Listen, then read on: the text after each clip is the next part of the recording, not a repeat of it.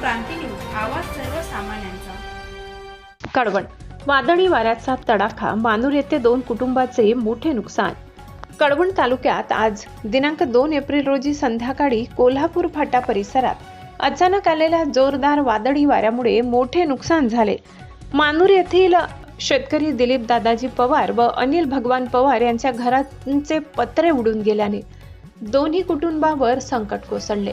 अचानक आलेल्या वादळामुळे घरांचे छप्पर उडून गेल्याने घरातील साहित्यही नुकसानग्रस्त झाले असून कुटुंबियांमध्ये भीतीचे वातावरण निर्माण झाले. विशेष म्हणजे घरांची पूर्ण पत्रे उडाल्याने दोन्ही कुटुंब अक्षरशः उघड्यावर आले आहेत. या घटनेमुळे नागरिकांमध्ये चिंतेचे वातावरण असून प्रशासनाने तात्काळ पंचनामा करून संबंधित कुटुंबांना मदत द्यावी अशी मागणी स्थानिकांकडून करण्यात येत आहे. महाराष्ट्र क्रांती न्यूज साठी वृत्त संकलन विभाग, कळवण. हे सर 5:30 वाजेची घटना. काय झालं होतं? हे सर काही बाईंचे सर्व स्वयंपाक करत होते, लहान मुले सर्व खेळत होते. अचानक एकदम जोरात आवाज येऊन पूर्ण पत्रे बाहेर बसून फेकले. आज मी बाहेर मुले सुनबाई सर्व येत होते. आज देवाच्या कृपामुळे सर्व वाचले, नाही तर माझं पूर्ण कुटुंब उद्ध्वस्त झालं असतं.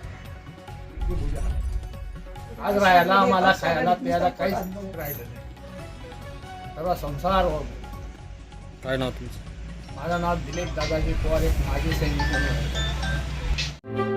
अशाच नवनवीन बातम्या पाहण्यासाठी आमच्या महाराष्ट्र क्रांती न्यूज या YouTube चॅनलला लाईक करा, सबस्क्राईब करा आणि बेल आयकॉनला प्रेस करा.